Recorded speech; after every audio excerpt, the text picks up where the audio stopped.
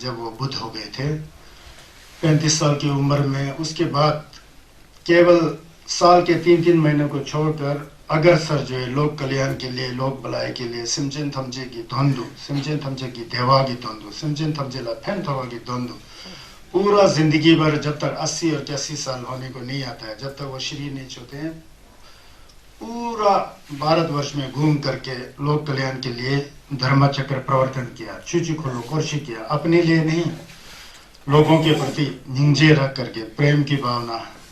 क्योंकि सब जो है संसार में दुख से ग्रसित हैं, राजा हो या रंक हो, अमीर हो या गरीब हो, सबको दुख झेलना पड़ता है। मोटा मोटा तौर पर दुख जो है बीमार होना, बुढ़ापा होना, मर जाना, जो इच्छा है पूरा नहीं होना, रोना पिटना, संताप है, ये सब दुख है, सबके अंदर है वो दुख। उन सब दुखों से दूर हटने के लिए संगेस ने धर्मचक्र प्रवर्तन किया था। उन्हीं धर्मचक्र प्रवर्तन को अगर विस्तार से कहा जाए तो 84,000 है।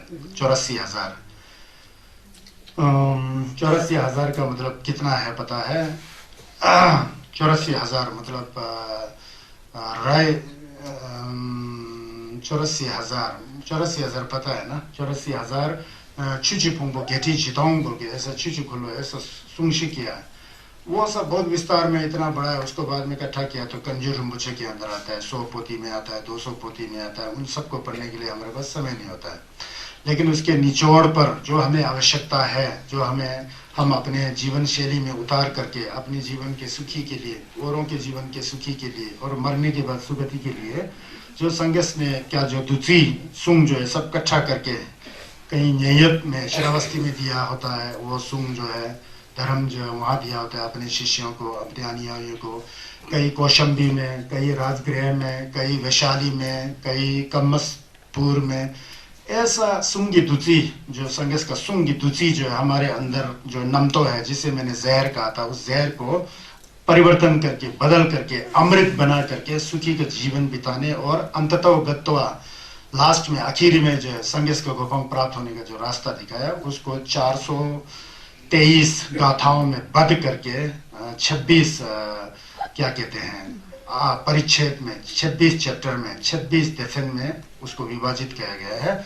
उसको धम्मपद कहते हैं। धम्मपद धर्म का रास्ता को सिखाने वाले गाथा जो बुद्ध की अमृतवाणी के रूप में है, उसका हम लोग पारायण कर रहे थे। उसमें से जो पहला जो परिच्छेद है, पहला जो लेहू है, पहला जो चैप्टर है, वो समाप्त हो करके हम लोग दूसरा अध्याय में चले गए थे। तो भामे पानी छिवा अंधा बोलता है, जो जिसमें आलसी नहीं है, जिसमें सुस्ती नहीं है, जिसमें प्रयत्न है, जिसमें संयम है, जिसमें शील का पालन है, जिसमें ज्ञान है, जिसमें प्रज्ञा है, जिसमें समाधि का ज्ञान है, वो व्यक्ति जो है मृत्यु के पथ से हट करके अमृत के पथ को पार प्राप्त कर लेता है। और जो व्यक्ति आलसी है, पाप का कार्य करता है, उल्टा सीधा करता है, वो मरने के बाद मृत्यु की ओर ही जाता है, उसका कोई गति नहीं होता है। ये मैं कल कहा था, ये कल का तो है। कृपा करके आप लोग ध्यान पूर्वक बुद्ध अमृतवाणी का पान करें। मैं आगे का पारायण शुरू करता हूँ।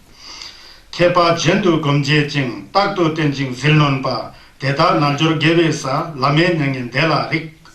जो क्या कहते हैं, जो विद्वान होता है, पंडित होता है, बुद्धिजीवी होता है, धर्म के अनुसार, जो जिसके अंदर ईमानदारी होती है, जिसके अंदर चुनने की क्षमता होती है, वो हमेशा ध्यान करने वाला, जागरूक रहने वाला, उस जागरूकता को दृढ़ करके पराक्रम के साथ वो आगे से आगे बढ़ते चले जाता है।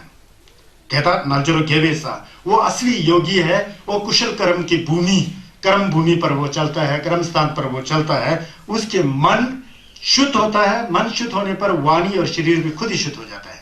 सम संगमा ना लू की जावादन ना की जगह निगा छी की जैसे टोगरे संगमा हो जाता है, साफ सुथरा हो जाता है। कहते लामे नंगेन देला तो इस तरह से वो धीरे धीरे परिश्रम करते हुए नंगेन देपा निर्वाण की गति तक पहुंच जाता है। यह भी मैंने कल बताया था। जैसा बीज बोएंगे वैसा फसल पाएंगे बोल के बताया ना कल मैंने। अगर आप कांटे का बीज बोएंगे तो कांटे ही उगेगा, मीठे आम का बीज बोएंगे तो मीठे आम उगेगा। बोना कांटा और मीठे आम का आशा करना तो बेवकूफी नहीं है, करना पाप ही पाप और संगीत का फल मिल जाए बोलते असंभव है। ये कुदरत का कानून नहीं है, विश्व का विधान नहीं है, नैसर्गिक नियम नहीं है। नैसर्गिक नियम क्या है?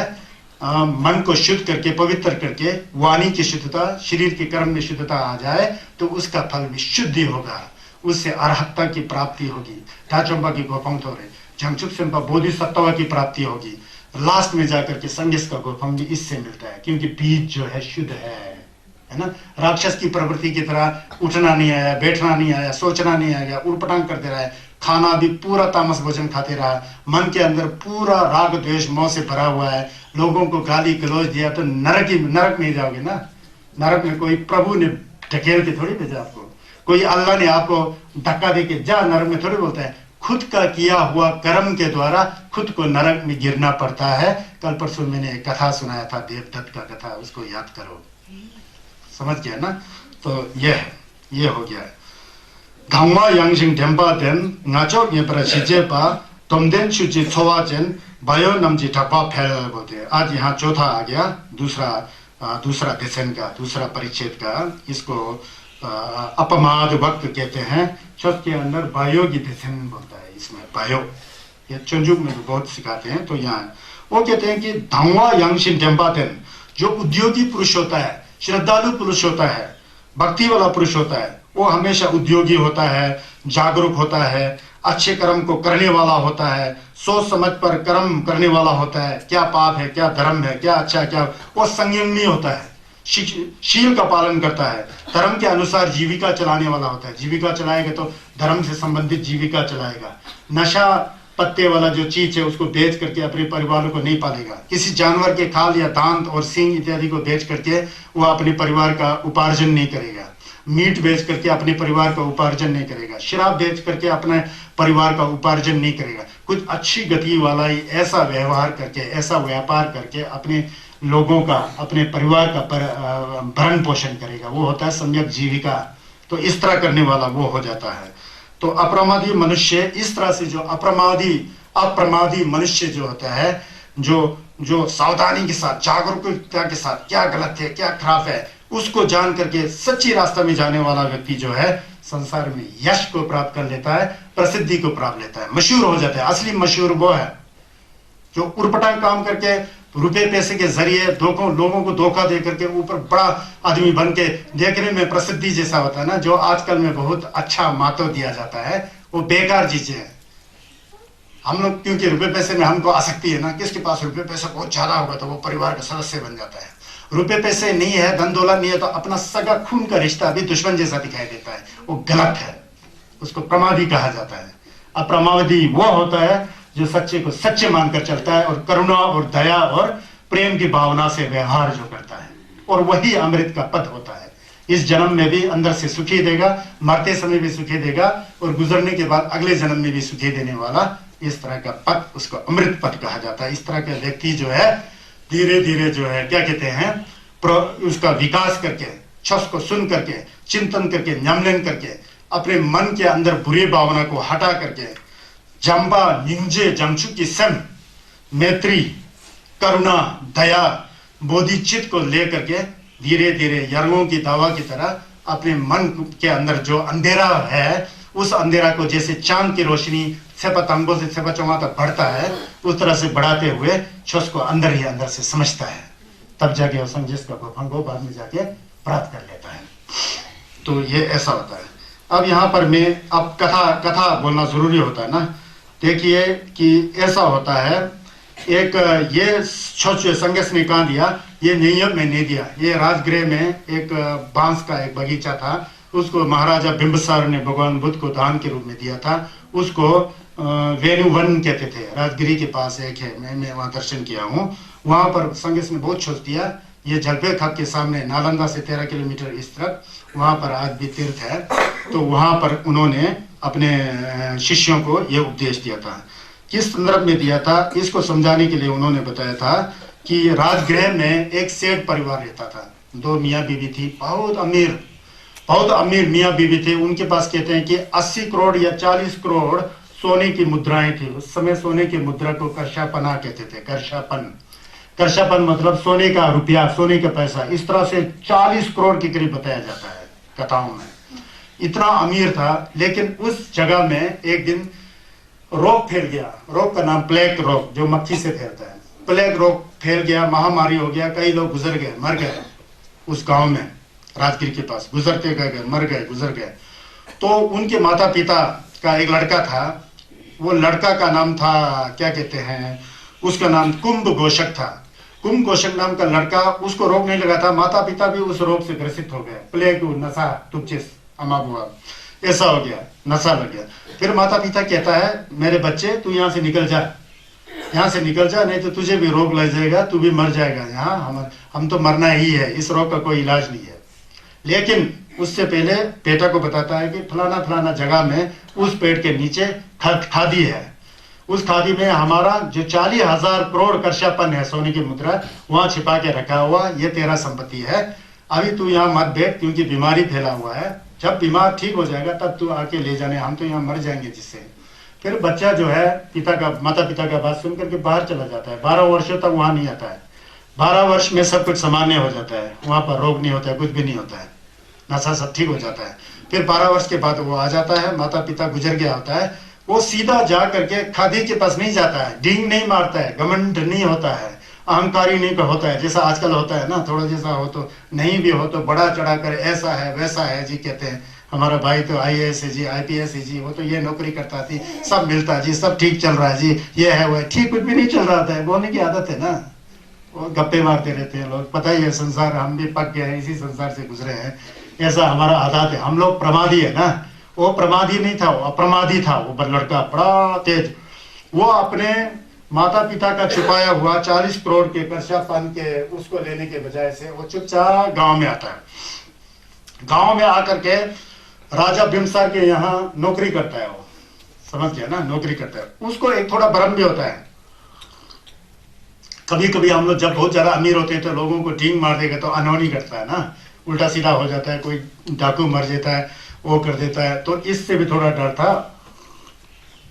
फिर उसने क्या किया, वहां महाराज बिम्बसार के यहाँ चौकीदारी का वो किया, नौकरी किया और चौकीदारी करता था। फिर महाराज बिम्बसार के द्वारा सुबह उठ करके बोलता था, उठो सुबह हो गया है, खेत में जाओ काम करो, यह है, बोलते हैं ना हमारे गांव में भी, हो कुछ आज ये हो रहा है वो हो रहा है, बोलता है ना, उस तरह का कार्य करने लग पड़ा हुआ वहां था। उसकी आवाज में बहुत दम शालीनता।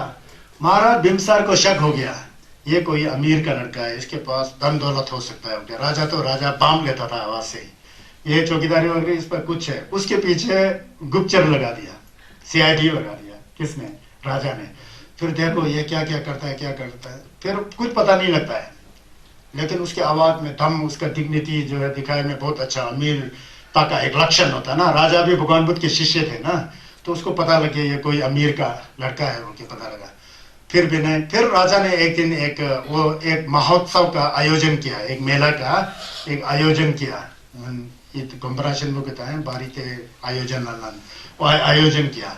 तो उस समय चंदा इकट्ठा करने का, इतना चंदा, अब उसके पास तो पैसा नहीं था चौकीदारी, अब उसके पीछे गुप्तचर लगाया गया कि ये कहाँ से लाता है धन देखने का। उस समय उसके पीछे गुप्तचर गया तो जाकर के पेड़ के नीचे सोने वाला खादी खोद करके वहां से जो सोने का कुछ पैसा लेके दान दिया उसने, दान भी सबसे ज्यादा दिया उसने। अच्छा, मन में वो नहीं था ना, लालच लोग नहीं था, दिया। फिर राजा बिम्बसार को गुप्तचर बताता है कि ये तो इतना अमीर है, ये है वो के। फिर राजा खुश हो जाता है, उसको बुलाता है, बहुत अच्छा है। वो डर गया, अब तो मेरे को मार देगा, मेरा सब हट देगा। कहाँ हट पाना, राजा ने अपने राजकुमार, दूसरा राजकुमार था ना बेटा, उनका विवाह, राजकुमारी थी ना, राजकुमारी का विवाह, अपनी बेटी का विवाह उससे करा दिया। उससे करा करके फिर भगवान बुद्ध के शरण में पहुंच गया। शरण में आकर के फिर वहां इस संदर्भ में राजा के शालीनता और उस लड़के के शालीनता को देख करके भगवान बुद्ध ने ये प्रवचन दिया जो अभी पहले मतलब दिया था। कितना सा उसके बाद वो संगे चमनिंदे से सुनता है, जितना भी वो खनिज पदार्थ जो था सोना धीरे धीरे करके संग दान करता है, अपना परिवार भी पलता है, राजा के साथ ऐसा करके उसका पूरा सदुपयोग कर लेता है। 40 करोड़ सोने का सिक्का का पूरा सदुपयोग किया जाता है, अच्छी गति में डाल देता है। जाकर के ये जो है कुंभक घोष जो है अरहत को प्राप्त हो जाता है। भगवान बुद्ध इस संदर्भ में उसी वेणु वन में, उस बांस के बगीचा के अंदर कहते हैं, तो क्या कहते हैं, उद्योगी, जागरूक, शुभ कर्म करने वाला, सोच समझ कर कर्म करने वाला, संयमी और धर्म का अनुसार जीवन चलाने वाला, जो अप्रमादी, जो प्रज्ञाशील, जो बुद्धिमान व्यक्ति होता है, इस जन्म में भी प्रसिद्धि को प्राप्त कर लेता है और मरकर भी प्रसिद्धि को प्राप्त कर लेता है। ये कथा ऐसा है। समझ आया ना। तो ये हर एक इसको 8 कथा कहते हैं, 8 की कथा तो ये है। अब इसके बाद जीपा लोंगेन चेवो नम पामे पाला जेसु जर खेपा नमजी भायोनी नोरची छुकशिन सुंगरा जे बोलता है। ये क्या है, मैं आगे तो नहीं छलांग मारा, ऐसा जैसा लगा मैंने, छलांग मार। हाँ, उसके बाद एक श्लोक एक गाथा में आगे चला गया है। धावा यांगदम बायोची यांगदा दोमदंग दुलवाई खेपे लिंगदु जे जुरुपे घांगला लापचे छुपा में बोलते हैं। अब ये भी उसी ये जो परिच्छेद जो है, ये देशन जो क्या है, अप्रमाद का देशन है। अपमादं अमितम पदं, अगर आप अप्रमादी हो, आलसी नहीं हो, प्रयत्नशील हो, बुद्धिजीवी हो, करुणा और धैर्य के ऊपर काम करने वाले व्यक्ति हो, हमेशा जागरूकता में रहते हो, तो अमृत पद की ओर जा रहे हो बोलते। उस संदर्भ में ये पूरा, इसमें 12 गाथाएं हैं। कितना पहले में 20 था ना, इसमें 12 गाथाएं आती है। ये दंपत का दूसरा देशन है, दूसरा परिच्छेद है। तो कहते हैं कि जो बुद्धिमान व्यक्ति होता है, उद्योगी होता है, परिश्रमी जो होता है, अप्रमादी होता है, जो संयम होता है, उसका शरीर की क्रिया भी संयम में होता है, वाणी का क्रिया भी संयम में होता है, मन भी संयम में होता है। दंभा, अहिंसा का कार्य नहीं करेगा, चोरी का कार्य नहीं करेगा, झूठ नहीं बोलेगा, मन में ज्यादा लोभ नहीं होगा, कपट नहीं होगा, है जो असलियत है उसको विश्वास करेगा, उस रास्ते पर चलने वाला उसको संयमी कहते हैं। दंभा, उसी का नाम दंभा होता है, जो संयमी होता है। और उस तरह का व्यक्ति जो है, जो भी कार्य करता है तो वो अच्छा कार्य करता है। खतरनाक जगह में भी वो अपना स्थान खुद बना लेता है, जहां पर खतरा बिल्कुल नहीं होता है, एक द्वीप जैसा बना लेता है। जैसे कि चारों ओर से समुद्र का पानी फैला हुआ है, खतरा है ना, समुद्र का बाढ़ आ सकता है, लेकिन एक जगह ऐसा है समुद्र के बीच में बहुत ऊंचा है, वहां समुद्र का लहर पहुंच नहीं सकता है। उस तरह का जो अप्रमादी व्यक्ति जो होता है, छुपा जो होता है, नमन करना जो व्यक्ति जो होता है सोच समझ के साथ, वो व्यक्ति खतरनाक जगह में भी अपना द्वीप खुद बना लेता है, ऊपर जैसा उठ करके। उसे कोई खतरा का भान नहीं होता है, खतरा लेने की कोई आवश्यकता नहीं, खुद भी नहीं लेता है, वो खतरा से बच जाता है। तो अपना द्वीप खुद ही बना देता है, अपना स्थान खुद ही बना देता है। इस संदर्भ में यहाँ बोल रहे हैं। ये संगे चोमदेव ने उसी स्थान पर दिया जहां पहला छल दिया था ना, कहा ग्यालपे खाप के जुंगने छल में, होमे छल छस के अंदर आता है। ठीक है, थोड़ा चुमदेन दे झलपे खाप होमे छल जा कलन दगा होमी छल के आता होगा सुंगी प्रोग्राम में। ये जा कलन दगा होमी छल में है, उसको वेणुवन कहते हैं। तो वहां पर उन्होंने प्रवचन दिया है। इसको किस तरह से प्रवचन दिया है, जो उद्योग अगर प्रयत्न करे ना, प्रयत्न करके ना सिद्ध होने वाला कोई भी चीज नहीं है। धैर्य ही सही, आप कुछ सफलता को प्राप्त जरूर करेंगे। प्रयत्न करना जरूरी है, कोशिश करके आप सफलता की ओर बढ़ सकते हो, इसका सारांश यह है। तो बात यह है कि यहाँ भी एक वो है, क्या कहते हैं, मगधा से संगे चंदन के सामने में ग्यालपेखा, मगधा, यंगबाचेन, कौशाम्बी, ये सब राज्य हुआ करते थे। मगधा किस राज्य को कहते थे बताया, जहां पर आजकल दुर्योधन है वो मगधा है। दुर्योधन का राजधानी राजगृह जलपेखा में था, वो मगधा स्टेट माना जाता था। मगधा, वहां के महाराजा अशोक भी वहां के महाराजा रहे हैं पहले, वहीं से भारत का पूरा विस्तार हुआ था। मगधा बहुत ही महत्वपूर्ण एक जगह है भारत के इतिहास में, समझ गए ना। तो उस मगधा में वहां पर एक सेठ रहता था। उस सेठ का दो क्या कहते, प्रपोत्र रहते थे। प्रपोत्र को क्या बोलते हैं हमारी भाषा में? नहीं, कोत के भी कोत या प्रपोत्र रहते थे। हाँ, प्रपोत्र हाँ, पुत्र छवो, हाँ, प्रपोत्र रहते थे, 2 प्रपोत्र। उनमें से सेठ जो है धार्मिक आदमी था, वो हमेशा वहां जलपे कब में था, तो समय मिलने पर संगे चुमदे जहां बैठे थे, होमी थल जहाँ कलंदा का होमी थल, वेणुवन में जाकर के बुद्ध का दर्शन करते थे, प्रवचन को सुनते थे, अमृत वाणी का पान करता था। वो बड़ा पुत्र का नाम था महापंथक और छोटा पुत्र का नाम था चुल पंथक, ऐसा आता है अटकथाओं में, ऐसा आता है। महापंथक अपने पिता के साथ, संगेश के साथ जाकर के आदत हो गया छत सुनने का, थोड़ा स्वयं के बारे में पता लगा। ऐसा करते करते एक दिन अपने पिता से कहता है, पिताजी मुझे संसार से कुछ लेना देना नहीं है, मुझे प्रवृत्ति लेना है, रबजुंग होना है, ठावा बनना है, हमारी भाषा में लामा बनना है। ये लामा शब्द करे तो आप जल्दी पहचानोगे, जैसे उसको रबजुंग प्रवर्ज्य लेना है बोल के पिताजी ने अनुमति दे दिया।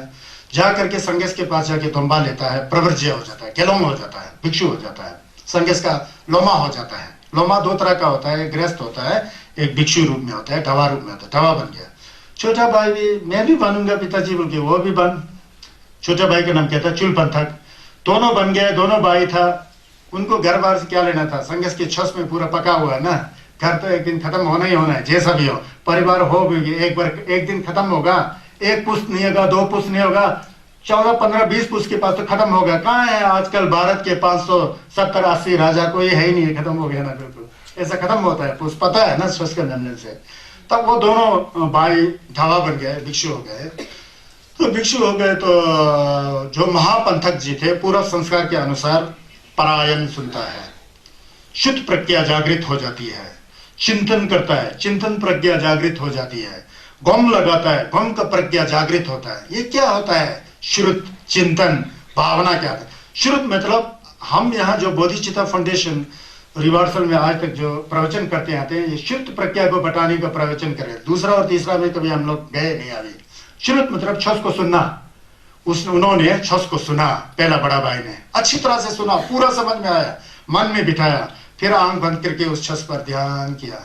थोड़ा थोड़ा ध्यान करके मोटा मोटा विकार जो है, दो चार चेतन की मुख तो नजर, मोटा मोटा विकार हट गया। फिर ज्यादा ही ध्यान किया, विपश्यना किया, पूरा शरीर का जांच किया, पूरा हमारे अंदर जो थोरवा आता है, थोरवा फीलिंग संवेदना, उसका जांच किया, मन का जांच किया, मन में जो विचारें आती है, विचार के साथ जो चित्रें आती है, उसका पूरा जांच किया, कुछ भी नहीं पाया, सब खोखला खाली पानी के बुलबुले जैसा, कुछ भी नहीं, सब मिथक का पता लग करके वो महापंथक जो है डचंबा हो जाता है, अरहत हो जाता है। बड़ा भाई जो है महापंथक संगेश के शरण में जाने के बाद, कुंजुसुम की शरण में जाने के बाद अरहत डचंबा होता है। छोटा भाई, बड़ा भाई क्या निकला, उद्यमी था। उद्यमी मतलब कोशिश करने वाला था, ज्ञानी था, सब कुछ जानने वाला था, बुद्धिमान था और अप्रमादी था, बहुत सावधान और जागरूकता के साथ काम करता था। छोटा वाला आलसी था, प्रमादी था, उसके अंदर सुस्त था, परिश्रमी था, उसके ऊपर रिक्पा भी नहीं था, उसको ज्ञान भी नहीं था। रिक्पा नहीं होने पर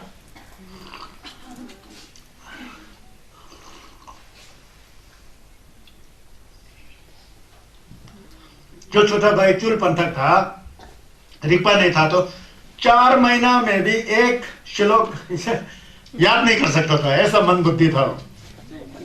पलावकोमाली पचिक चुमो मासा होने तो कटोसा गया है ना, पंजा चुंग या को तवा जी नलायान छिक जी लोला जुंग में तो ऐसा मन बुद्धि वाला था। उसका बुद्धि जो है बहुत छोटा था, वो पकड़ नहीं सकता था, इतना मन बुद्धि था। हमेशा बड़ा भाई तो आराध हो गया, अब छोटा भाई इतना मन बुद्धि था, तो संघीय चुमनेन देश का एक संघ को संचालन करने वाला गेंदुन का जो थोपा था ना, जो उनका टवा गेलोंग था, सबका संचालन करने वाला महापंथक बना हुआ था। उनका ही बड़ा भाई, चुलपंथक का बड़ा भाई, कहीं आमंत्रण आता था, निमंत्रण आता था कि आज भोजन के लिए यहाँ है, तो वो लिस्ट बनाता था। लिस्ट बनाए तो अपना छोटी भाई को निकाल देता था, वो तो कुछ भी नहीं जानता है, बुद्धू है बिल्कुल, उसको निकाल देता था, हमेशा उसमें नहीं लगता था। फिर बहुत दुखी होता था, मेरा बड़ा भाई कुछ नहीं करता, एक छिप पढ़ना नहीं आता था, छस का काका बोलना नहीं आता है उसको, इतना मन बुद्धि वाला था, तो कुछ करना नहीं आता, फिर हमेशा निकाल देता। इतना दुखी होता है, बड़ा भाई कहता है तू चला जा घर में, यहाँ कुछ काम नहीं है ना, फिर तू घूम लगाता है ना, छस सुनता है, बुद्धि नहीं है, क्या है, बेकार है, चले जाओ बोल, हमेशा नेगेट करते थे अपने भाई को। फिर एक दिन बहुत दुखी होकर के रास्ते में संघीय चुमनेन देश को जब बुलाए थे, किसी ने निमंत्रण दिया था, एक सेठ ने खाना खाने के लिए, तो सब गेलों लोग तो जा रहे थे, वो तो निमंत्रण के पत्र में ही नहीं है, चुलपंथक जो है उसको निकाल दिया। फिर संगेश जा रहे थे, फिर संगेश से भेंट होकर संगेश के पास पहुंच करके छक करता है वो चुलपंथक, जो मन बुद्धि भाई जो है, करता है कि रोता है कि मैं ऐसा हूँ, ये भाई ऐसा है, घबराओ मत बोलते हैं। संगेश तो निंजे का सागर है, करुणा का सागर है, कहते हैं कि उसको एक सफेद कपड़ा देता है, सफेद कपड़ा, शुद्ध सफेद कपड़ा, इस पर ध्यान लगाओ वाला संगेश ने एक सफेद कपड़ा दिया, सफेद कपड़ा दे, इस पर ध्यान लगाओ, सब कुछ ठीक हो जाएगा। फिर संगेश को धत्पा किया, बहुत मन को एकाग्र करके, स्वयं को चेचिक करके उस सफेद कपड़ा को लेकर के गुम्पा में गया, वो वापस अकेला, सब गेलोंग सब चले गए हैं खाना खाने के लिए, वो अकेला वहां गए। फिर उसको देखते गया, रास्ते में जाते जाते उसने ऐसा किया होगा, कपड़े को ऐसा ऐसा किया, ऐसा कुछ यहाँ से फट भी गया ऐसा। बाद में उसने देखा तो पहले तो ये सफेद था, ये तो फटा हुआ, ये तो मैला हो गया है। तो वहां से उसको ज्ञान मिल गया, ये तो अनित्य है, पहले सफेद था, काला कैसा हो गया, कैसा फट गया, ये है वो है। फिर उसने एकदम ध्यान लगा दिया शुद्ध मन से, पवित्र मन से, उतने में वहां वो उसको ज्ञान मिल जाता है। देखो कैसा था, उतने में उसको ज्ञान मिल जाता है। सफेद था, इसमें पूरा दाग लगाया, फट गया, ये कैसा हो गया बोल के मितक पा देने होता रही। उसी समय उसके एक तो संगीत का जिल्ला होगा, पूरा संस्कार उस समय तक का होगा, वहां संस्कार छूट गया होगा। उसमें विपश्यना करते हुए उस कपड़ा को देखते, सांस को आते जाते देखते, ऐसा करके उसी में वो मुक्त हो गया। मुक्त हो गया। वहां पर संगे चंदन देश 500 विषयों के साथ खाना खा करके, खाना खाने के बाद मलम लगाते हैं, मलम लगाते हैं कि संगेश का जिल्लब और छस का जिल्लब और गेंदिन का जिल्लब से सबका क्या कहते हैं, कल्याण हो। भवतु सब मंगलं रक्षन्तु सब देवता सब बुद्धानुभावेन धर्मानुभावेन संघानुभावेन सदा शक्ति भवन्तु ते, ऐसा मलम लगाते थे। बुद्धानुभावेन संगेश के जिल्लब से, धम्मानुभावेन शिव के जिल्लब से, संघानुभावेन गेंदिन का जिल्लब से सबका कल्याण हो। मलम लगाने का समय जब आता है तो संगेश एक संदेश वाक को भेजता है कि चुल पंथ वहां बैठा हुआ वीर, संगे सब जान रहे हैं, वो डोलशी हो गया, मुक्त हो गया, खुद तो जान रहे हैं ना, दिखा रहे हैं अपनी लीला, लोगों को भेजते हैं, जाओ उसको बुला के लाओ। वो तो कैसा आएगा, नहीं आएगा ना, मैं बोल रहा हूँ ना, जाओ बुला के लाओ। एक संदेश वाक को वहां भेजता है। वहां जैसे पहुंचता है, श्रीमान जी क्या करते हैं, अपना रीति सिद्धि सब पूरा है ना, 1000 अपने जैसा ऐसा निकाल के बैठा हुआ, 1000 चुल पंथ है वहां। एक आदमी 1000 चुल पंथ, वहां गया तो 1000 है, कौन है पता ही नहीं लग रहा है, सब एक जैसा, एक आदमी 1000 दिखाई दे रहा है। जुठुल दिखा दिया वहां उसने, जुठुल कर दिया, टुलपा निकाल दिया। फिर वापस आ गया, भगवान वहां तो एक नहीं है, 1000 है, सब एक जैसे लगते हैं, किसको बुलाऊं, मैं तो संदेह हो गया बोलते हैं। फिर दोबारा जाके नाम निकाल के बोलो, नाम निकाल के, चुल पंथ कहाँ हो, मेरे साथ आओ, तथागत का संदेश है, दोबारा भेज दिया। वहां जाके ऐसा किया, तथागत का संदेश है, चुल पंथ बनते जी आप आए, सब एक ही साथ उत्तर दे रहा है। फिर कंफ्यूज, सब एक साथ उत्तर दे रहा है। फिर वापस आ जाता है वो संदेशवाक। फिर तथागत बुद्ध ने कहा उस व्यक्ति को, ध्यान से देखो, सबसे पहले जो आवाज शुरू करता है वही है, उसी को पकड़ के लाओ। फिर तीसरी बार भेजता है। तीसरी बार जाते समय चुल्लो पंथ देख लिया, पता लगा वहां से। फिर वहां जाके उनको ऐसा छक करके पकड़ता है और 999 जो है वहां पर पूरा विलीन हो जाता है, गायब हो जाता है, अकेला रह जाते हैं। उनको लाते हैं, ला करके फिर वहां लाते हैं, कहाँ, वहां पर। फिर सब गेंदून के बीच में कहते हैं, परिश्रम करने पर क्या नहीं होता भिक्षुओं, संयम रहने पर क्या नहीं होता भिक्षुओं, जागरूकता और सजग रहने पर क्या नहीं होता है भिक्षुओं। ये चुलपंथ 1 महीना में एक गाथा नहीं पढ़ सकता था, आज ये अरहत्ता बन गया है। इस तरह से कोशिश करो, सब बन सकते हो बोल के उस समय उन्होंने जो ये किया। फिर उस समय चुलपंथ को फिर प्रार्थना करने दिया। फिर चुलपंथ जी प्रार्थना करते हैं, कहते हैं कि उन्होंने पिता के सबसे बड़ा संपत्ति जो है निर्वाण एक होते हैं, आयु आरोग्य संपत्ति, सब संपत्ति में वचा ततोनम निब्बान संपत्ति इमना में समिज्जंतु बोलते हैं। ये दुनिया में आरोग्य संपत्ति, नशा माबन में को नौर, नौरजाक बनने को नौर, मुलुक नौर होने तो से नौरों को वो असली नौर तो छुतो रिमा सांगे सुगो फंग तो कोतरो नेक होने संशय। ये ऐसा है कथा, समझ गया ना, इसका भाव आ रहा है ना। तो ये है दंपत।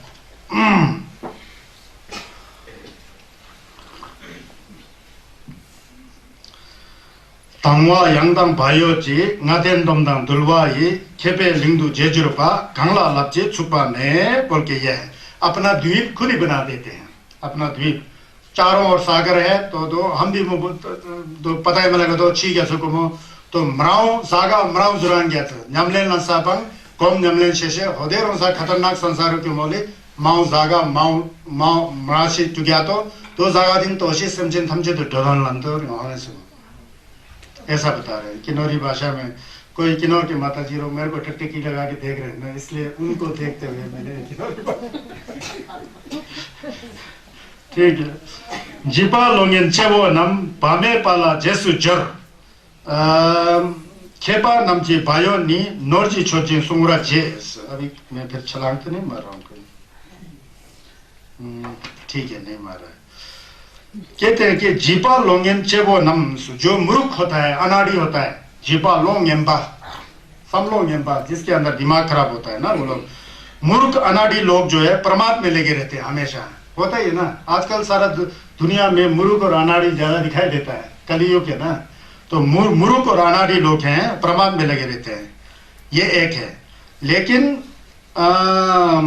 भमेर नानी जेसु जोर्स खेपा नमजी बायो नी नोरजी छोकसी सुमराजी।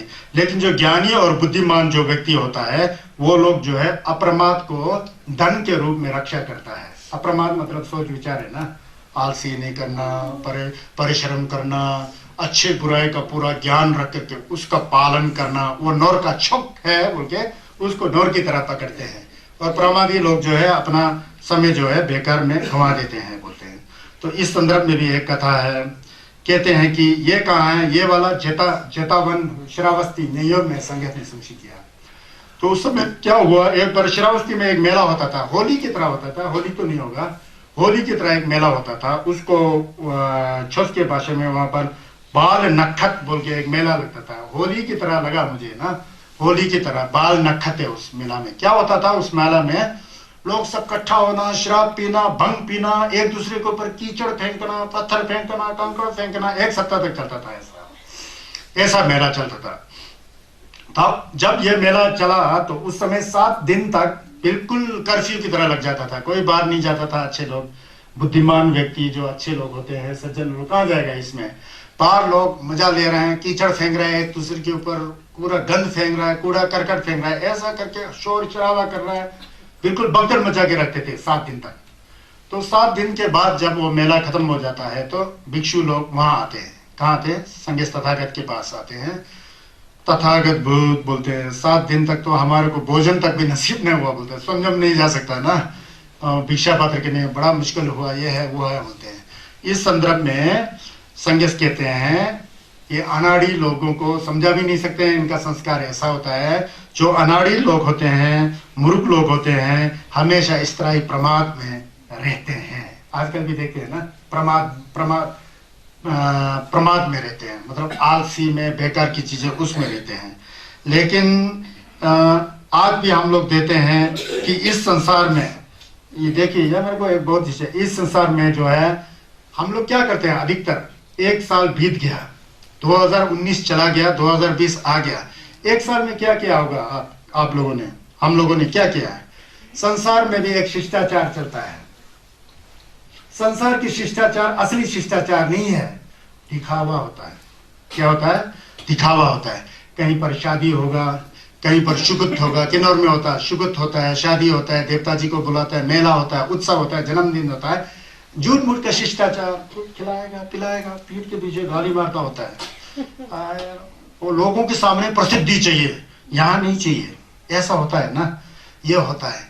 तो संगेश को पता लग गया ना उस समय। संगेश कहते हैं कि संसार के अधिकतर लोग शिष्टाचार के चक्कर में उल्टा सीधा काम करता रहता। उनको चाहिए, वो कहाँ फंसा होता है, लाभ क्या मिलेगा, प्रशंसा कहाँ मिलेगा, सुख कहाँ मिलेगा, ये सोचते रहते हैं।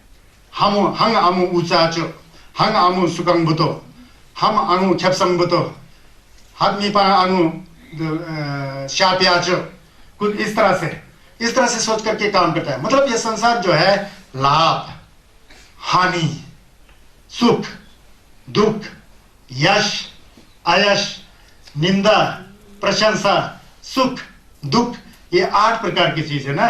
इसमें हम लोग लिप्त रह करके बेकार का हम लोग समय बिताते हैं, गंवा देते हैं और बहुत दिखावा करते हैं, बहुत दिखावा। हमको तो जीना है जी, अच्छा जीना है जी, संसार में बहुत अच्छा जीना है जी, अच्छा खाना है, अच्छा पीना है, गाड़ी चाहिए, बंगला चाहिए, सब चाहिए। ये प्रयोग करे तो कोई बात नहीं है, अच्छी बात है, सब कुछ करेगा। हम शीनो को द्यारो पोदो टुग्या हम मिसे चे तबाह चेसन मिसे समा जो समा पैसा को, खंबा को, गाड़ी को, नामा को, तांगा की पोतंगे, गदी की पोतंगे, माउंग बाला, संगे की पोतंगे, नांगो की पोतंगे, तुम लो जमाला की पोतंगे, ऐसा सोचते हैं। कल मजा करूंगा, ये है वे, इसके लिए हम कमा रहे हैं। क्यों कमा रहे हो? जीने के लिए, जीता कोई नहीं जी, खत्म हो जाता है जल्दी। देखो सब, देखो ना संसार में यार, फिर भी नहीं समझता लोग। जीने के लिए कमाता है, अपना परिश्रम करता है। कौन जीता है अच्छी तरह से देखा किसी को सही ढंग से? नहीं जीता होता है कोई। क्यों नहीं जीता होता है? मन के अंदर वही कपट, वही द्वेष, गुस्सा की भावना, वही चाहिए चाहिए चाहिए, नहीं चाहिए नहीं चाहिए नहीं चाहिए, अच्छा चीज सब कुछ चाहिए। चाहिए वाला जब मामला आ जाता तो बिना रिश्तेदार भी बहुत बड़ा रिश्तेदार है। अगर रिश्तेदार कमजोर है रुपए पैसे में तो वो रिश्तेदार नहीं है, वो शर्माते हैं बोलने के लिए। प्यार वहां खत्म हो जाता है, मोहब्बत वहां खत्म हो जाता है, अमृत का पद का जो जड़ जो है वहां सूख जाता है। ये करते हैं। अब मकान ही मकान बनाते जाओ, मकान ही मकान बनाते जाओ, बहुत मकान बनाते जाओ, जाओ जाओ जाओ जाओ जाओ जाओ। रहना कितना मकान में है? एक मकान में है। कितना है जी? हमारे तो 5 बिल्डिंग है जी, चंडीगढ़ में है जी, सोलन में है जी, किन्नौर में है जी, शिमला में है जी। यहाँ कहाँ रहना? किन्नौर के एक छोटे से मंदिर में 8 बाय 8 फुट के मकान में रहते होंगे, मियाँ बीवी से खाते होंगे पीते होंगे सब। दूसरा मकान सब उजड़ा होता है, किराए के चक्कर में पैसा जमा किया, कल जिएंगे कल जिएंगे, पैसा सब वैसा का वैसा बच जाता है, जनाजा निकल जाता है, फूक करके मिट्टी बन जाता है। तो भगवान बुद्ध जी कहते हैं अनिच्छावत संखारा या उपवाद वे तम्बिनो उपजित्वा निरुज्जन्ति ततोनम भूप तेसम भूप समो सुखं। सब कुछ अनित्य रे, अनित्य है। इसीलिए मैं भी जब छोटे में था मुझे बान हुआ था, इसलिए मैंने शंश का राजमहल को छोड़ करके मैंने जंगल में तपस्या किया रे। बुद्ध जी ने कहे ऐसा। हर कोई बुद्ध नहीं बन सकता, लेकिन उनसे प्रेरणा लेके अपने जीवन को तो सुखी बना सकते हो ना, गृहस्थ में भी। मेरा कहने का मतलब यह है बुद्ध बनने की जरूरत नहीं है, उसके लिए तो बहुत स्वयं चाहिए होता है, बहुत पुण्य चाहिए होता है। तो कहते हैं उपजता है फिर खत्म हो जाता है, उत्पत्ति होती है खत्म होती है, उत्पत्ति होती है खत्म होती है। 1 सेकंड में हमारे बॉडी से जो है अरबों का सेल्स पैदा होता है, अरबों का सेल्स खत्म हो जाता है। लेकिन हम सोए हुए हैं, हम सोचते हैं वही है वही है। वही कहाँ होता है? वही तो 1 सेकंड में भी नहीं होता है, लेकिन उसका निरंतरता बना हुआ है ना, हम उसको मैं समझ के खड़ा होकर के बैठता है।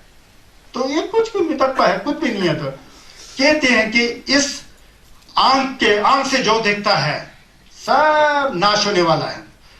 कान से जो सुनाई देता है, नाक से जो सूंघा जाता है, जीभ से जो चखा जाता है, शरीर से जो वेदना को लिया जाता है, जो कुछ भी हमारे 5 या 6 इंद्र से मन में जो सोच विचार सब होता है, सब नष्ट होता है, खत्म हो जाता है, एक भी नहीं रहने वाला नहीं। तो इसलिए भगवान बुद्ध जी सूत्र में कहते हैं कि चक्षु लोके दुखं सच्चं, इसी तरह ही घ्राण लोके दुखं सच्चं, श्रोत लोके दुखं सच्चं, जीवा लोके दुखं सच्चं, काय लोके दुखं सच्चं, मनस लोके दुखं सच्चं। आंख से जो दिखाई देता है सब दुखी का जड़ है, ये सत्य है। कान से जो सुनाई देता है दुख का जड़ है, ये सत्य है। नाक से जो सूंघने को आता है गंध, वो दुख का जड़ है, ये सत्य है। जीभ से जो हम रस चाहते हैं दुख का जड़ है, वो सच है। शरीर से जो हम स्पर्श महसूस करते हैं, अनुभव करते हैं, वो दुख का जड़ है, वो सच है। मन में जो हम विचारते हैं उसका चित्र आता है, वो दुख का जड़ है, सच है। सभी दुखी देता है एक ना एक दिन, इसलिए संसार को दुखों का घर कहा है। संसार क्या होता है? आंख से दिखाई देता है, कान से सुनाई देता है, जीभ से चखते हैं, यही तो संसार है। संसार का मतलब बाहर मत देखो, अपना ये शरीर में सब संसार पूरा है, ये संसार यही है। संगीत कहते हैं, तो कहते हैं कि चक्षु लोके दुखं सच्चं, लाभो अलाभो यशो अयशो प्रशंसा निंदा, सुखं दुखं अनिच्च अनत्ता विपरिणाम धम्मं। संगीत का सुंग है ये, संगीत का सुंग है। संगीत जैसे बोलते थे उसी तरह चक्षु की जख्म मतलब आंख है ना, वहां पर फिर श्रोत डालो, ग्राण डालो, जीवा डालो, काया डालो, मन डालो, सब में यह चलता है। क्या चलता है? लाभो अलाभो यशो अयशो, निंदं प्रशंसा, सुखं दुखं अनिच्च अनत्ता विपरिणाम धम्मं। सब कुछ मिथक्का है, अनिचल नित्य नहीं है। ये पाली है ना, संस्कृत में तो अनित्य कहा जाएगा ना। पाली को निच मतलब हमेशा नहीं मिटने वाला, अनिच मतलब खत्म होने वाला, अनत्ता मतलब अनात्म, जिसमें आत्म नाम की कोई चीज नहीं है। में गलम में तेरा व्यवहार में है ना, अंग बोआ भाई, अंग तेते भाई, अंग आया भाई, अंग आयो भाई, अंग छंग भाई, ग भाई, हम तो आया, हम तो तेते, नीमरा तोशिंग याद तुझमें कहाँ है नहीं है ना, है भाई हम संसार कैसा है, अनित्य है, तोशिमिक्सा मानी कसम जिम, नामसो दियाला लॉन्ग में तेरु, नीमा रेरे ना नामसो भूतो करे, दवा भूतो करे, शिट करे, माशिंग वाला छिचबाई ना छिबाई ही शी सर्वे जला मोलंग तमाई ना देजम फेयम मेट तंदा रंग जिंदा नाला मोलम याको जितंग थुपाई ना दे मोलम यंगदा ही जीते जी पुण्य कर सके तो असली पुण्य है, जीते जी मोलम कर सके तो असली मोलम है, जीते जी गम करेगा तो क्या है, फिर तो सोने में सुहागा है, मन में कपट कम हो जाएगा, नम तो कम हो जाएगा, संग इसका झिलक समझ में आते आते हुए मरेगा तो मरने का भी कला आ जाएगा और उसके आगे सुगति हो जाता है। आजकल क्या है जिंदगी में, कुछ भी नहीं है। इसीलिए संगेश का जो छुस्पा होता है, छुस करने वाला जो व्यक्ति होता है, फर्क नहीं पड़ता है अनी हो या जोमो हो या लामा हो या रिम्बोछे हो या मिर्क्या हो या, कभी कभी मिर्क्या लोग बहुत अच्छा छुस कर लेते हैं लामा लोग से ज्यादा, ये भी आता है संगेश के नंतर में मैंने बहुत देखा है। जिसके अंदर इस तरह का भान हो, पैदा हुआ है मुझे मरना है, मरने से पहले मैं कुछ अच्छे कर्म करके जाऊं, ये विचार आया तो वो अमृत का पथ है। आता है ये विचार, आना चाहिए, आएगा तो हमारे लिए फायदा है, तो कई झगड़े फसाद कोर्ट कचहरी से आप खुद ही बच जाओगे। ये मेरा अपना अनुभव है। ये सेंटर बनाते समय कितना झगड़ा करते थे ऊपर वाले, बहुत झगड़ा। अब मैं भी झगड़ा करूं, ये करो तो आगे पहुंचना था, मैं तो यहाँ कहां धर्म सिखाना, मैं तो हमेशा कोर्ट में पेशी करने जाना था। मुझे पता है ना, मुझे अन्ना हजारे बन के बैठना है, चुपचाप बैठे रहा, बाद में मुंह बंद, सब शांत है ना। ये मैंने बुद्ध धर्म से सीखा है, समझ गया ना। तो ये होना चाहिए। जो क्या होता है असली समय, जिसमें शील हो, सुचिम हो, जिसमें समाधि हो, गम जो समाधि करने की जो आदत हो, जिसमें प्रज्ञा हो, जिसमें करुणा हो, जिसमें प्यार हो, मोहब्बत हो सभी प्राणियों के प्रति, वही तो धर्म है। जिसने इस संसार को सपना की तरह समझा, जिसने इस संसार को मृग मरीचिका की तरह समझा। मृग मरीचिका जानते हो, जब रेतीला जगह होता है, तेमासा जगह, राजस्थान की तरह रेतीला जगह होता है, वहां हिरण होता है, बहुत ज्यादा हिरण है। प्यास के मारे यहां दौड़ते हैं, वहां दौड़ते हैं, यहां दौड़ते हैं, वहां दौड़ते हैं, उसको प्यास चाहिए, पानी चाहिए। लेकिन सूर्य की चमक से रेता में ऐसा लगता है कि जैसा पानी का झील है। वो दौड़ के वहां जाता है, वहां जाता है, वहां जाता है, झील झूल कुछ नहीं होता है, वो सूरज की किरण से झील जैसा लगता होता है। दौड़ते दौड़ते दौड़ते दौड़ते दौड़ते दौड़ते वो हिरण मर जाता है, पानी नहीं मिलता है। इसी तरह मृग मरीचिका को हम लोग असली समझ के बैठा है, संसार को सही समझ, दौड़ते दौड़ते दौड़ते दौड़ते एक दिन मर जाता है, कुछ भी नहीं मिलता है, खाली हाथ जाना पड़ेगा। क्या मिलता है संसार में? ये तो यही है।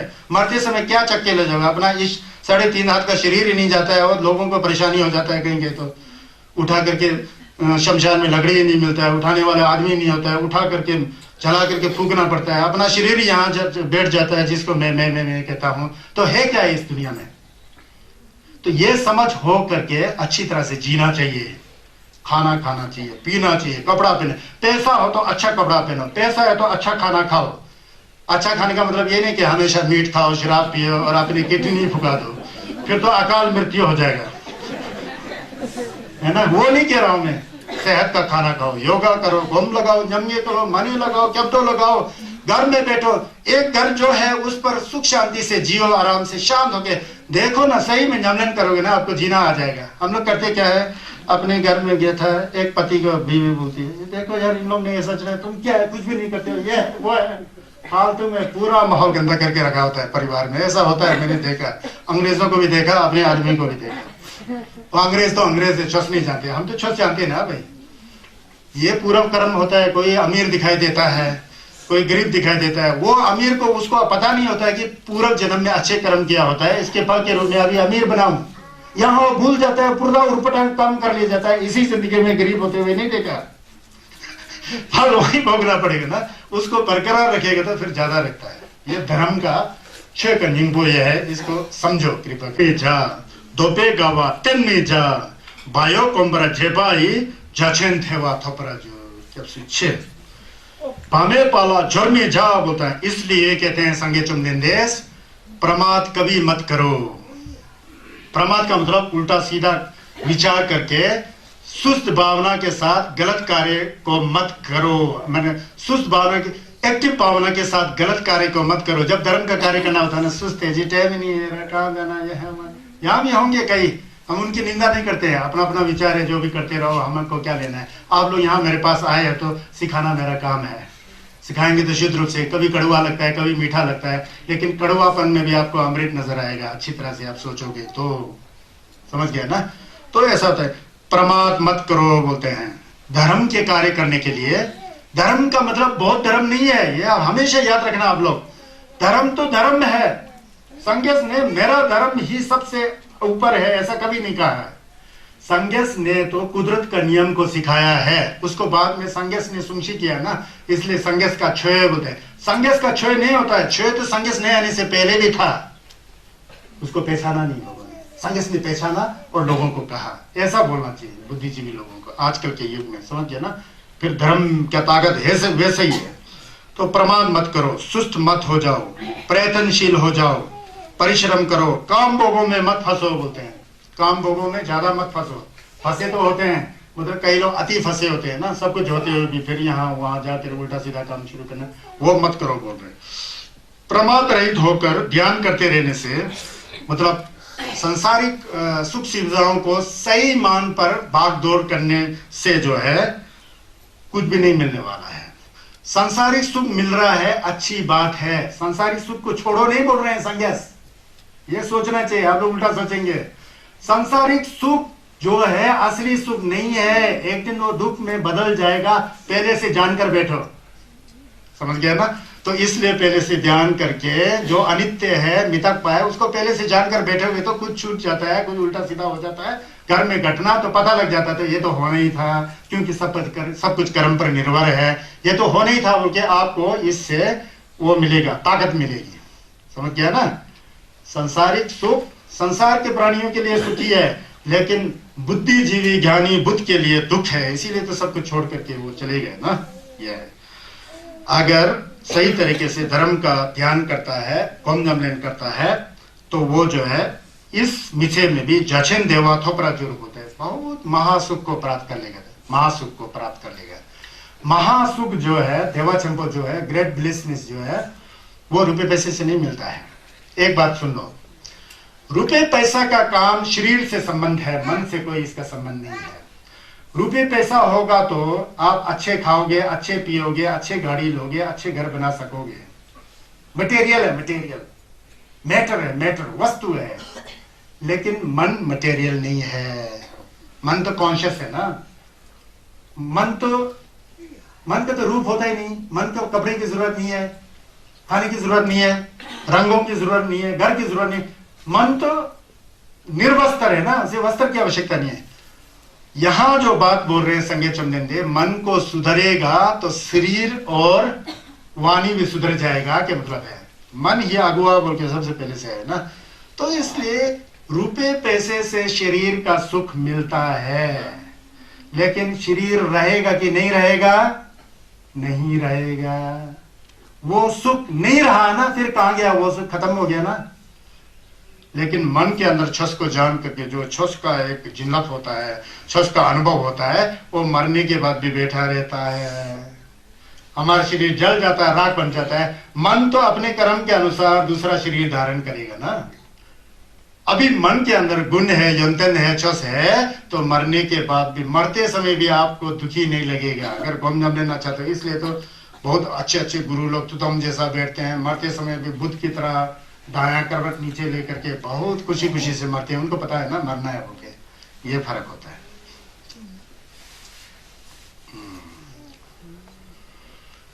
इसीलिए कहते हैं संन्यास बामे पाला जोर्मी झा बोलता है, हमेशा बायो के साथ बैठो, सब करके बैठो, अच्छा क्या है बुरा क्या है सोच विचार। दोपे गावा तेन में झा बोलता है, संसारिक आसक्ति में ज्यादा लिप्त ना हो जाना।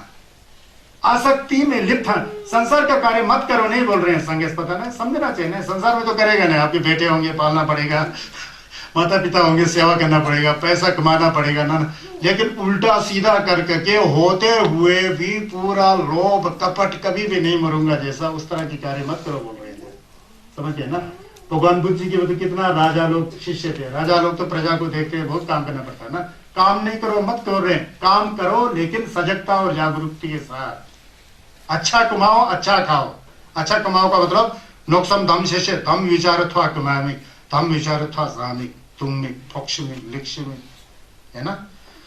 यह है जूठ नित्य जो जिसको मैं जो है ना सिखा से तो उसमें जू खोमलिंग मुलुक खोमलिंग तो जिसको मैं जू सेमसु फोरामी को खोमलिंग हो जो संगे से सुन सेमसु फोरामी को खोमलिंग, सेमसु हरी फोरामी को वो तो खोमलिंग बोलो है उन्होंने। मन को सुधारने का तरीका बता रहे हैं इसमें, है ना, अप्रमाद।